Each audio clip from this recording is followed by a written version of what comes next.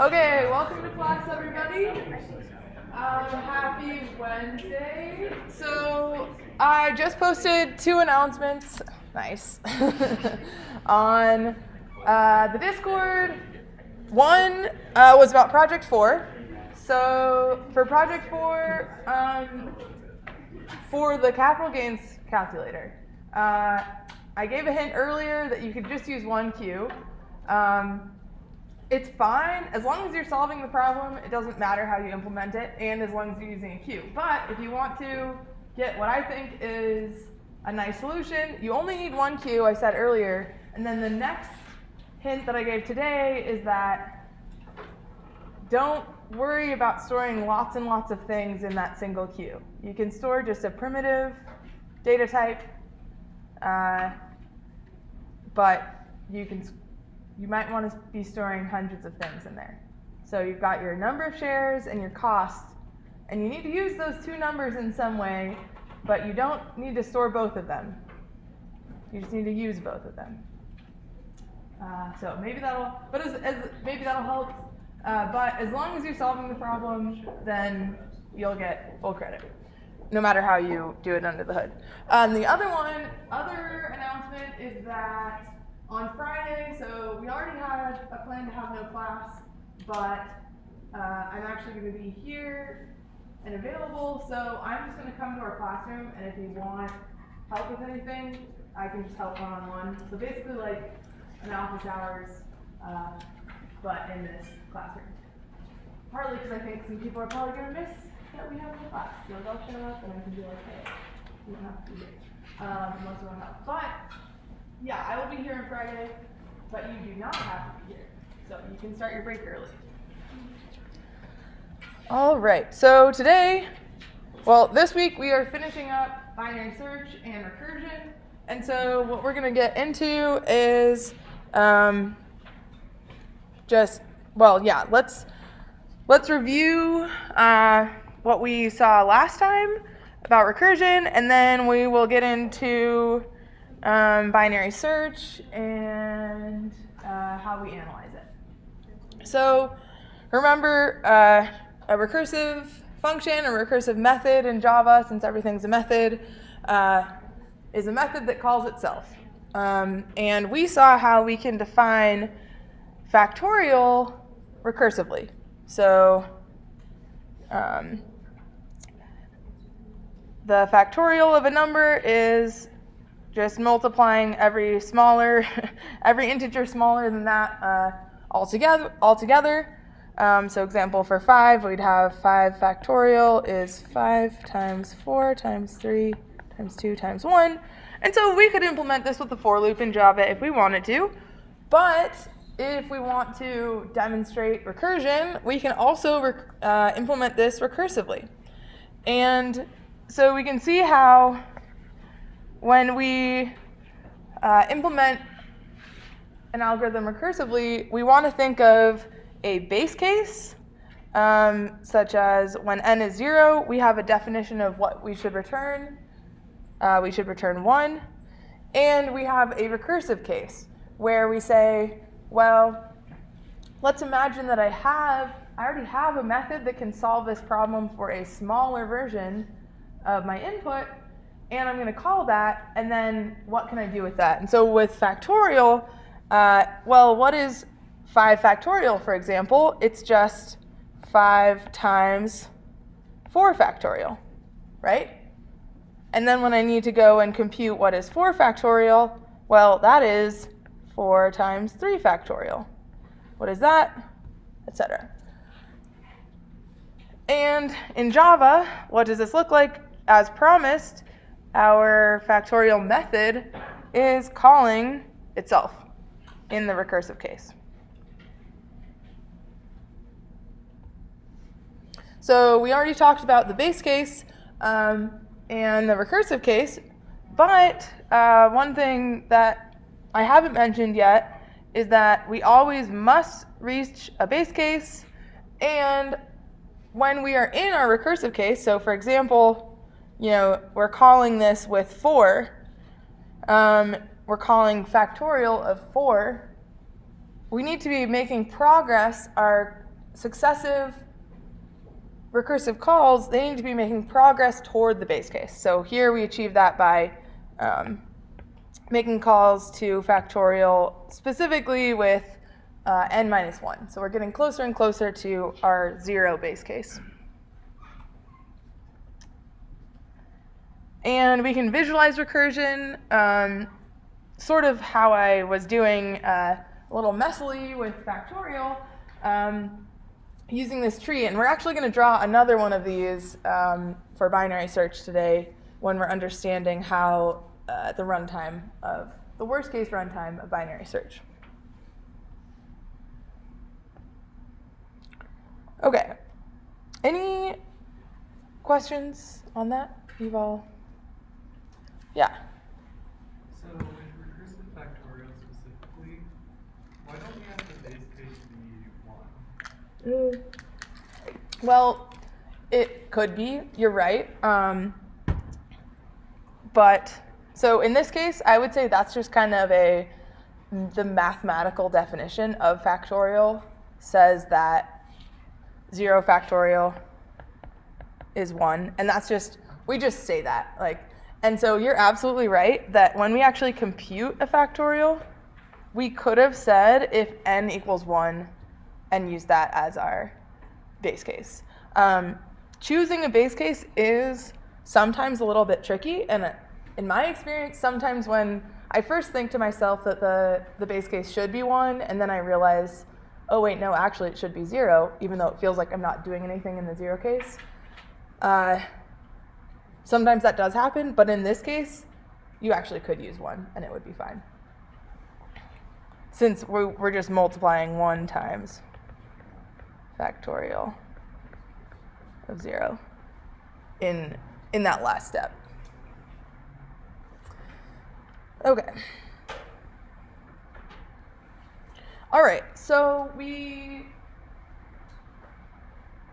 talked about a intuitive definition of binary search last time, but now that you've had some time to ruminate on that, maybe get started on Lab 12, let's actually dive into the Java code here to implement binary search. So the idea here is that we have an ordered list. This is data, and we're searching for some target. So for example, we might have data is this array here, and we might be searching for our target might be, in our example, it's going to be 22. So is 22 in my list data? So let's go back to our code. And so the big idea here is that at every step, we are going to look, in order to implement this, we're going to divide our input in half. Actually, let's first think about the base case. So the way that this implementation of binary search is working is low and high are indices into our array. So on our first call to binary search, I'm going to call this BS a bunch throughout the slides. So on our first call, we pass in our array, call it data. We pass in our target value. And if we want to search over the entire array, can anybody tell me, if you've already looked at this, what low and high are going to be on the first call? Yeah. Just your index 1, then your data.length minus 1, your last index. Yeah, so your first index, which is 0, but you said, yeah. Your first index 1, your first index is 0. And then, yeah, exactly, it's going to be data.length minus 1 because this is the last index of the array. So if we think about the base case, how do I know, because binary search is going to return to me whether or not the array contains the target. And so how do I know that the array doesn't contain the target? What would be a base case? Yeah, you look like you're ready to. No. Yeah. Either whatever you're searching for is higher than like high or lower. Yeah, I guess that's yeah, that would be. Yeah, so you're saying like let's look at some data, like an actual data here. So to start off, my low is 0 and my high is 15, right? So this is my input array data, and if I were to look at, if target was 1, if target is 1, yeah, we can look at this and we can say, is 1 in here? It's not in there, and you're saying that, okay, well, I know that 1's not in there because 1 is less than data at low. Is that what you're saying?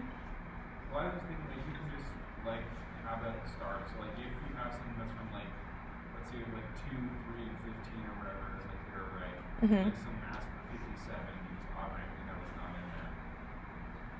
Yeah, because you're saying. It doesn't cover everything, I guess. Yeah. Well, I think what I'm hearing you're saying is like if I'm looking for 1 is less than data at 0, right? Like it's farther left than my sorted array. Yeah, like if you're. Or if I was like target is 100, then 100 is greater than data at 15, right? That's my high. So yeah, that is definitely a good point. But what we're going to do in binary search is instead, so we're going to be we're going to be changing these low and high. We're going to be shrinking the area of our array that we're searching. And so if I think about my first call is from 0 to the end of my array. My first call is over my entire array, right? But as I go through, my array is never changing, my target is never changing. What is changing, we can see down in my calls to binary search, what is changing is either my low value, in this case, because low is my third argument to binary search, or my high value, because my high value is my fourth argument to my binary search. And so these low and high indices are what is changing. And so if I think about that, then my base case is if I'm moving these lows and highs, if I eventually move my low to be actually greater than high. So if we come over here, in this case, we're looking for 22, but if instead my low pointer, my low index had moved to here, and my high index was here, then I know that my number is not in my array because there's really, I'm looking at an empty array. So my base case is, I would say conceptually, my base case is an empty array. How do I know, when am I sure about my answer? I don't have to make any recursive calls. It's when I have an empty array. And in this representation,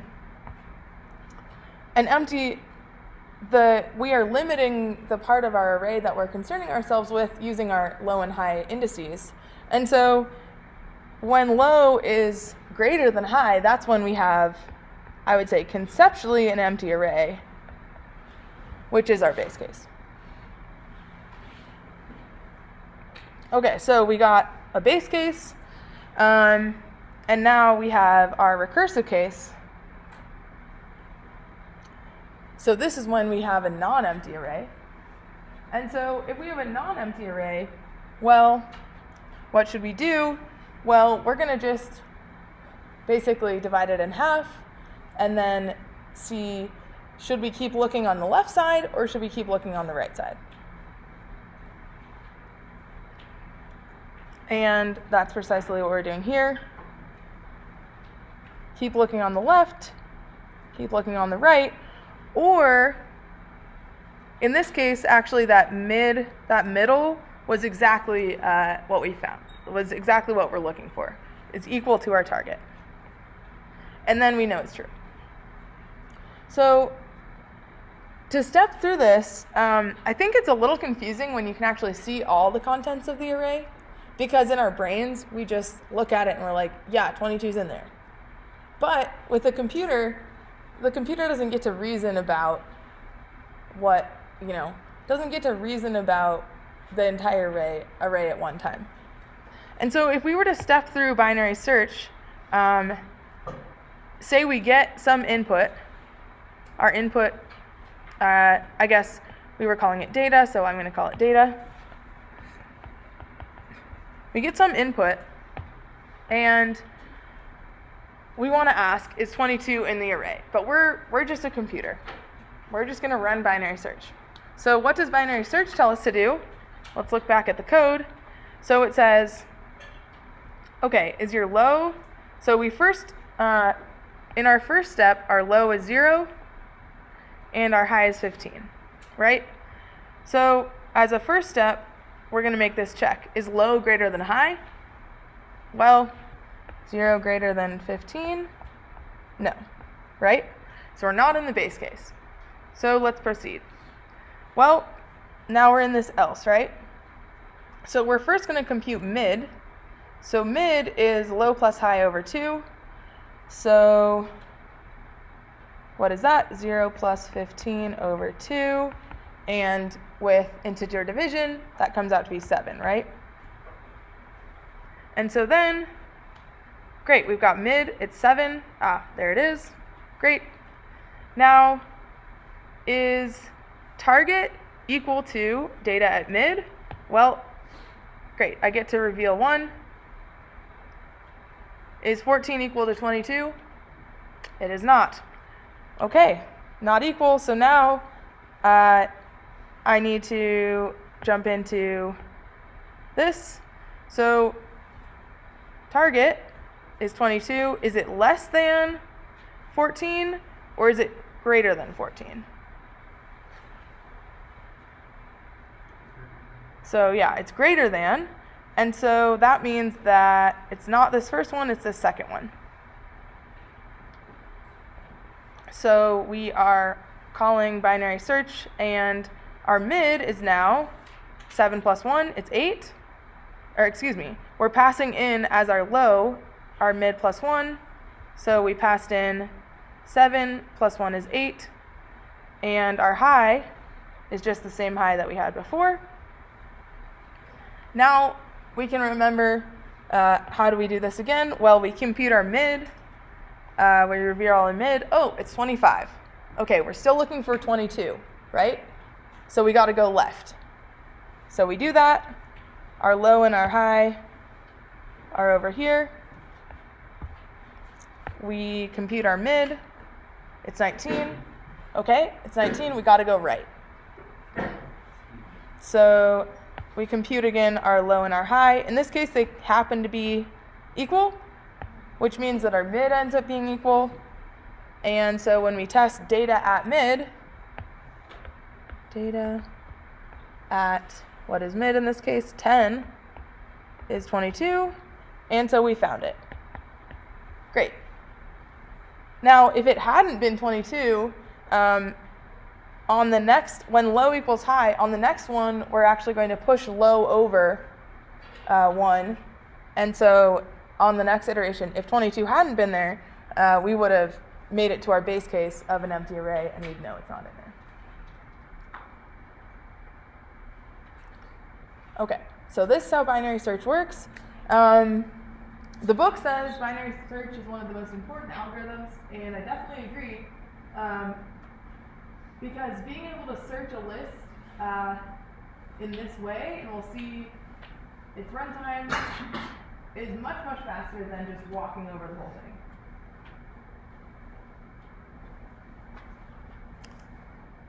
Yeah. Is there a reason why we do it in half each time and not like thirds or quarters?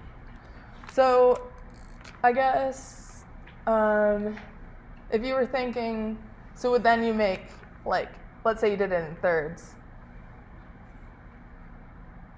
You would make, well, how are you thinking that you'd do it in thirds? So right now we cut it in half with a mid value. So Mhm. we're going to cut it in thirds using two intermediate values. And the first thing you look at is low and the lower intermediate value. And if that's incorrect, then you go to the middle one or the higher one. Seems Yeah. like that you would either, sometimes it would be faster, but sometimes it would be slower. Because sometimes you would narrow the scope way faster, but sometimes you would narrow it slower. Also, I think in the end, it's possible that you actually end up with the same runtime as long as you are doing this in a sort of reverse geometric way. Because if you think about doing it that way, yeah, in the worst case, so in the worst case, we're halving every time. And let's say we did do it like you're saying, so we, maybe we'll look at this. So, start here. So let's say we're going to divide this in thirds. So this is 1/3, 1/3, 1/3. Let's see. Okay, so you have your like mid 1 and mid 2. And so now I check, is it in mid 1? Or like, is it between 0 and mid 1 basically? Yes or no. If it was, then I jump in there, right? If it's not in there, then I move on. I check this section. If it was in there, I jump in there. If it's not, then I jump in this section. And so in the worst case, I can give you an input where every time it's going to have to jump in the third one, right? And so all that's going to do is it's just going to make me take an extra step in the worst case, basically. Unless we started in the middle one, and then we know if we have to go to the left or to the right, and in which case the slowest would be the same as binary square, except you'd be doing more progress than half each. Wait, say that again. So your way you started with low and mid 1. Mm-hmm. I'm saying if we start with mid 1 and mid 2, we test if it's in there. If it's not, we know it's to the left or to the right, and we can jump into that third. So each time you actually make more progress towards your answer. Yeah. Well, regardless, I think that it would end up being only a constant factor. And so the analysis would end up being the same. And more, like, the analysis would be more complicated. Yeah. With that integer multiplication, to carry on this idea of doing it in a different number of divisions and stuff, wouldn't you, if you didn't have base, like, if you didn't have binary, would you also have missing, like, spots that you skip? Because dividing by 3, you know, you're going to skip over 1, and then you can't, I'm trying to think, like, if you iterated your low or your high up or down by 1 respectively, you're still going to like miss out on certain indices. Yeah, I guess so. It would definitely be worth thinking about and trying to do the analysis, because it does bring up this idea of, you know, why do we know that binary search is correct? Like, why is it never going to miss anything? And so you would have to make a similar argument, basically, you know, why is it never going to miss anything? And then in the worst case, how many steps, how many primitive operations does it take?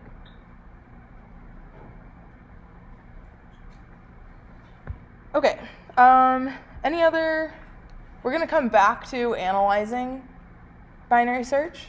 But first, we're going to talk about the log function, hint, because that comes up in analyzing binary search. But yeah, happy to keep taking questions on binary search if anything, if anybody's thinking about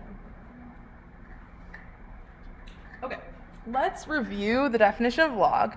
So, yeah, so you may already be familiar with log, but let's just make sure, double check. So, the definition of log, so we have both a base, so log, we would say log base x of y is the value z, so that x, that was our base, raised to the power z is equal to y. And in computer science, and algorithms especially, this base is often 2. And so when I write log and I don't include a base, I always mean base 2, personally, because I'm a computer scientist. And in our book, if they omit the base, it's also going to mean base 2. Cool. So let's do some examples just to make sure that we know what's going on here. So what would log base 2 of 8 be then? Yeah, okay, I see a 3. Awesome. And why is it 3? Well, we can double check ourselves. So remember, we have this definition here. So in this case, the base is 2. So we had 2. And then we just said that our answer is 3. 2 to the 3. Indeed, that is 8. Awesome. Okay. How about log base 2 of 1? Yeah, seeing some zeros. That's awesome. Just, anything, including 2, but anything to the 0 is defined to be 1.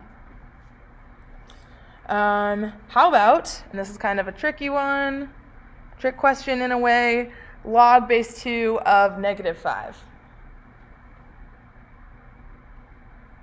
So this is actually undefined. Like there is nothing, we can never, our goal is to fill this in, right? Like what is the exponent to which I raise 2 to get minus 5? There isn't one, right? The smallest thing I can get closer and closer to 0 if I make this, if I put really small numbers in there. It's a 5, but getting negative. Yeah. That's gonna be the hard part. Yeah, I can't even get 0 actually.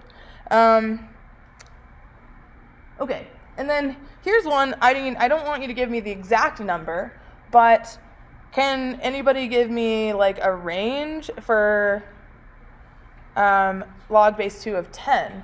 Like what does it have to be bigger than, and what does it have to be smaller than?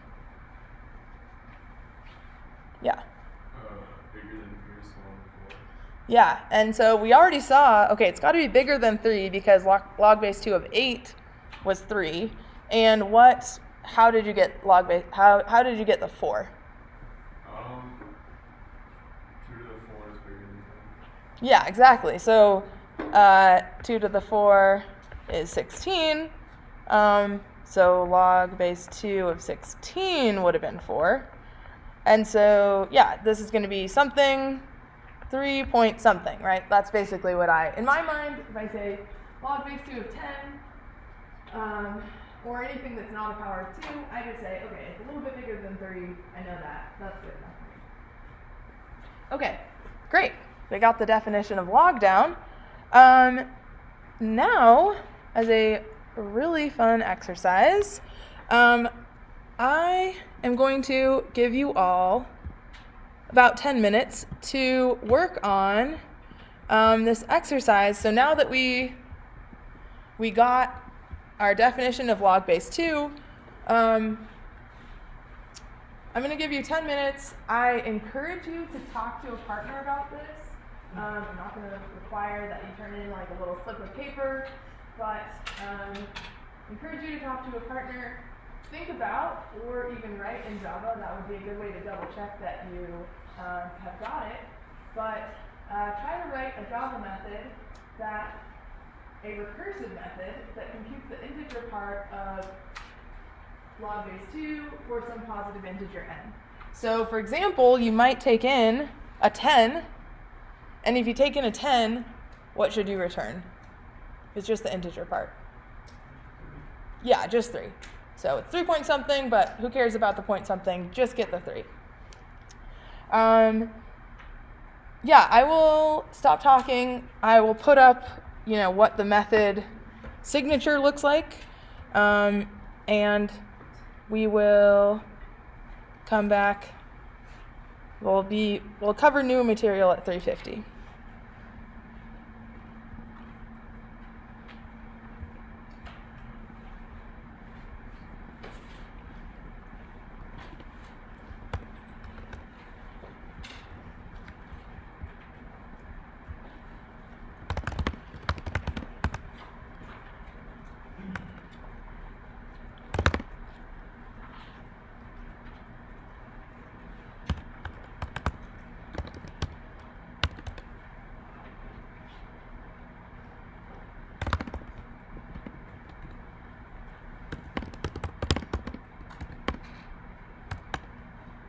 Oh, this is not an int.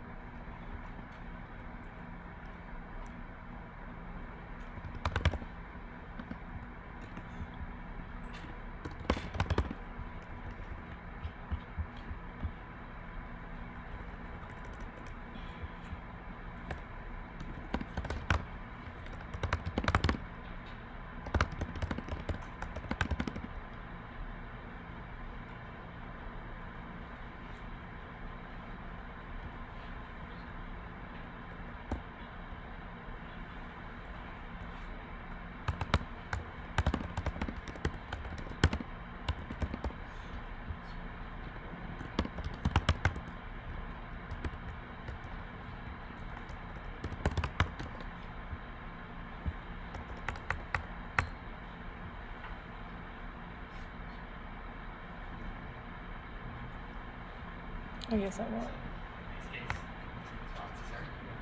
Yeah, feel free to talk to your neighbors. We'll get more out of this. Probably then.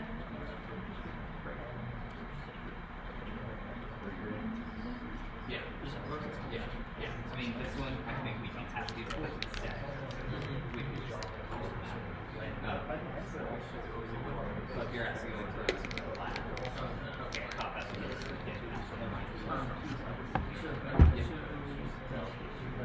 Yeah. It's just then we're gonna have to find it and we're gonna keep it. So basically do that. So we're gonna pass it out and it's equal to 2. Return. Otherwise, times it by the recursive function and divide it by 2. Because that when we iterate next time, maybe it's not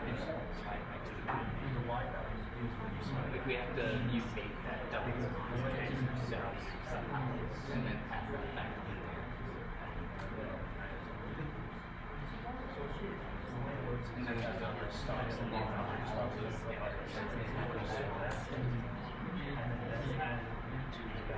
so let's say yes, if we return being recursive, so you can have like kind of like you build a pattern.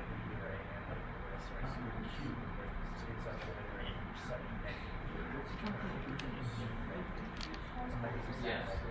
If n is fixed, then just return. Otherwise, return. I feel like we will just down because otherwise we have potential for like we want it to get lower and lower. So that I think either I don't know this I think it's division. I think that we're gonna try really that up. Yeah. It's I give you so it's all 2 to actually it's do something so we can't share it. 2 4 because 2 4 8 16 32 let's just do 32. It should be 5. Okay. So n is equal to the first time it's gonna go it's like a 2 cool. So So return 2 times log base and log base 2 of n divided by 2. X and Y. Because then that 2 that divides by 2 is over on both sides, and then it gets us out of this separation. It should not randomly stop it. Do that operation. So I think it divides by 2, that same 2 is the one that is short line at the bigger end on the outside. But then it goes through the whole function to get it.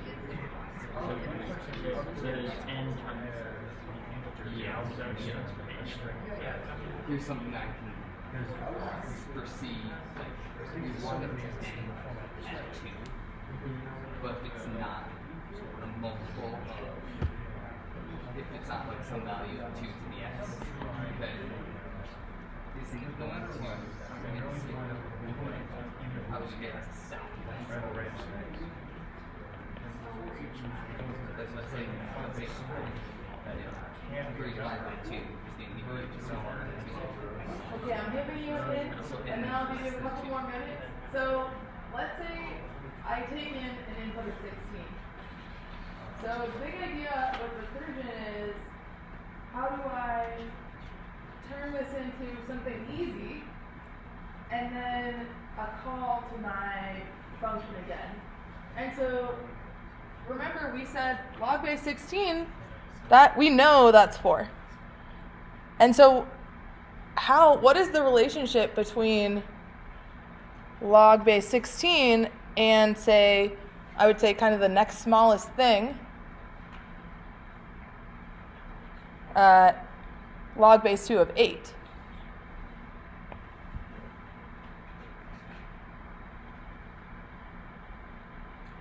If I get 16, I know it's just, well, I know, okay, yeah. I went too far ahead. So I know log base 2 of 16 is 4, right? So if I try to turn that into an easier problem, what's the easier problem? What's an easier problem? Well, log base 2 of 8. So, okay, if I multiply it 2 times 3, I'm going to get a wrong answer, right? I would get 6. So what is the thing that I have to do to 3 to make it 4?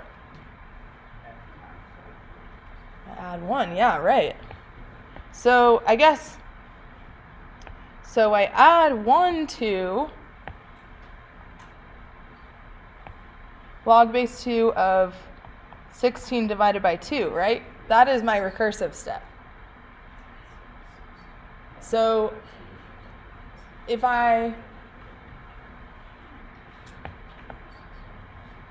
okay, what is log base 2 of 8? Well, it's 1 plus log base 2 of 8 divided by 2 is 4. What's log base 2 of 4? 1 plus, so yeah. So those are our recursive cases. I'll give you a couple more minutes to think about it.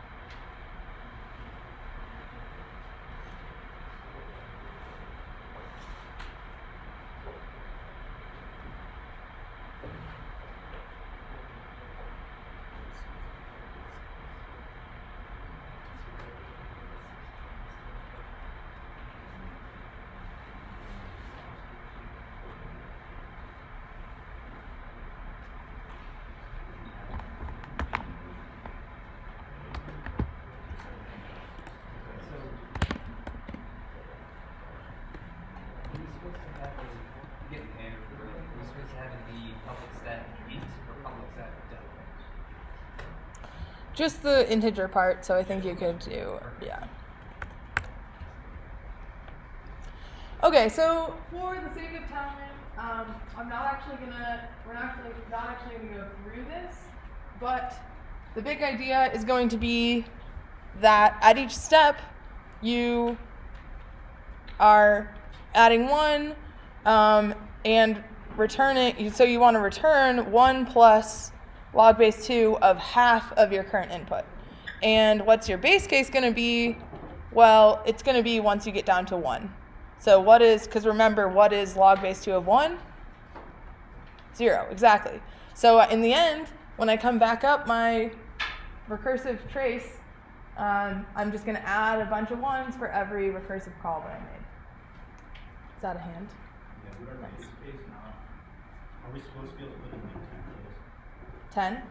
Yeah. Yeah. So what base be then when n is less than 2? Yeah, I think you might be right, except if you, oh yeah, because it's a double. So yeah, you probably do want to do n is less than 2. Yeah. Cool. Oh, but you're defining n slows. Yeah, you'll want to make sure that you do integer division at some point in here. Yeah, I don't know. Well, I'll post a solution at some point, and we can have some discussion there. But I really think, the big takeaway is that your input to your next call is going to be half of what you are right now, and that is accounting for 1, you're adding 1 to your current answer. Okay, so the reason I want us to move on is I want to make sure that we get to analyzing binary search. So the big idea is that in binary search, at each step, we divide the search region in half. And so I really, same thing with our implementation of our log base 2 computation, right? We're dividing our search area in half every time. And so if we divide in half each time, that means that we're making order of log n calls. And we often say log n levels because we're talking about the recursion trace of binary search. So when we say levels, we say that how many times are we going to call binary search as it runs? Well, it's going to be no more than log n times. And so if we draw out this sort of tree tracing through the calls, so BS being a call to binary search, we say that this tree has depth. In this case, it's 4. 1, 2, 3, 4. But our array was of size 16. And so in this case, we actually happen to have precisely log n calls. But maybe we find, if we were searching for 14 in here, we would actually find it on the first try because it's just in the middle. So it's no more than, we'll have a depth of no more than log n. And so it's not on this slide, but when I think about analyzing recursive algorithms, I remind myself that it's just the same idea as when we're analyzing non-recursive algorithms. We want to count the number of primitive operations in the worst case. And so what is, for a non-recursive algorithm that's a little bit more straightforward, we can kind of just go line by line and say, well, here's a for loop. Here's another for loop nested in the for loop. With recursive algorithms, we can't just look at each line in isolation and say, how many times is this line going to run? We have to understand the algorithm and understand how many recursive calls are we going to make. And so with binary search, okay, we just made an argument about how we're not going to make any more than log n recursive calls. And then we'd have to think, well, what is the runtime of each recursive call? Well, if we go back to our code, which is right here, well, there are no for loops in there. We're doing just a constant number of things every time we call binary search. And so there's log n calls to binary search. Each one does a constant number of operations. And that's how we end up with our big O of log n worst case runtime.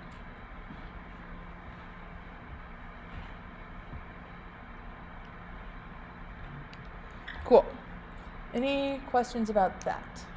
And that really just kind of I think you just have to internalize that logarithms, they are basically the opposite of exponentiation. Like if you're dividing the search space in half each time, then you're going to do that log n times. And so I think really internalizing that just comes with maybe practice or going through some log computations. Yeah. So when you say it has like log n runtime, even in terms of like n like runtime, is that still base 2? Or could it be any base? So yeah, that's a really good question. So it's actually any base. So you can prove that if I have log of base a of n is log base is big O of log base b of n for any b. So in the end, it actually doesn't matter what the base is. When we are analyzing the algorithm, it's helpful to actually be aware of what base we're talking about, because we're making an argument based on that base. Like, we're making the argument about halving, and that's why we're using log base 2. Maybe if we're making some argument about like decimal numbers and we're dividing by 10, we would want to make an argument about log base 10. But in the end, when we write down what is the big O runtime, we can actually drop the base because it doesn't matter for big O. And so that would be, if you're interested, that would be a good thing to look up. Like, I'm sure if you Google, big O log bases, you can find a proof of it and a nice explanation. The one last thing I wanted to do is talk about, okay, let's look back at our factorial function. So can anybody tell me, just make a guess, what do you think the runtime of this recursive factorial method in Java is? Yeah. Log n, Well, why do you say that? because we just studied logs. Yeah, okay. Okay, so when we found that, we said that binary search was log n because we halved our search space every time. So and I would say when we analyze a recursive algorithm, we ask ourselves, how many times do we call it? And each time we call it, how many steps do we take? So I'd say the easy one here is every time we call it, is it a constant number of operations that we do? Yeah, there's no for loop in there, whatever. Every time we call it, we do a constant number of things. So all that we have left to do is say, how many times do we call it? So, how many times do we call it? Yeah. Yeah, n times, right? Because, like if it's 5, I have to call it 5. I have to call it for 4. I have to call it for 3. I have to call it for 2. I have to call it for 1. Okay. Oh, yeah, you're raising your hand. Yeah. So it's not just like, as soon as you use recursion, it's log runtime. We still have to think about what the algorithm's actually doing. But thank you. No. I just wanted to say thank you for answering. That was perfect. And we are at time. If you have questions, come ask them. Maybe I'll see you on Friday. Otherwise, have a great break.